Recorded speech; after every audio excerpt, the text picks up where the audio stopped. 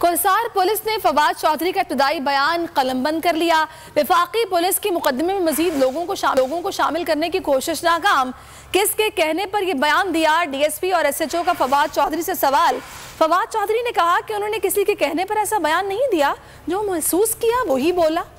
फवाद चौधरी का इब्तिदाई बयान कलमबंद, मुकदमे में मजीद लोगों को शामिल करने की कोशिश। कोहिसार पुलिस ने पीछे रहनुमा फवाद चौधरी का इब्तिदाई बयान कलमबंद कर लिया। DSP और SHO ने फवाद चौधरी से इस्तफसार किया कि इलेक्शन कमीशन के खिलाफ बयान किसके कहने पर दिया। फवाद चौधरी ने कहा किसी के कहने पर बयान नहीं दिया, जो महसूस किया वो बोल दिया। मोबाइल फोन और लैपटॉप से मुतालिक सवाल पर कहा कि मोबाइल फोन गिरफ्तारी के वक्त पास था, लैपटॉप घर पर होगा। पुलिस अफसरान ने सवाल किया कि क्या रियासती इदारों को तनकीद का निशाना बनाना दुरुस्त है? फवाद चौधरी ने जवाब दिया कि ना उन्होंने इंतशार फैलाने की कोशिश की और ना ही इनके अल्फाज से बगावत साबित होती है। पुलिस ने बयान कलमबंद होने के बावजूद इसे रिकॉर्ड का हिस्सा नहीं बनाया।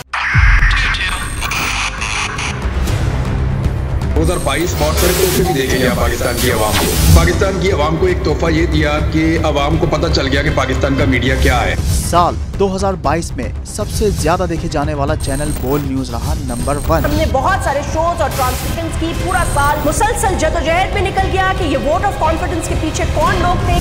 तोड़े रेटिंग के सभी रिकॉर्ड। सोशल मीडिया पर भी सबसे ज्यादा तेजी से 2.4 बिलियन व्यूज का संगे मील अबूर किया। एंकर्स को भी आवाम में सबसे ज्यादा मकबूलियत मिली और सोशल मीडिया पर भी बोल रहा सब पर भारी। सब्सक्राइब करें और बेल दबाएं ताकि कोई खबर रह न जाए।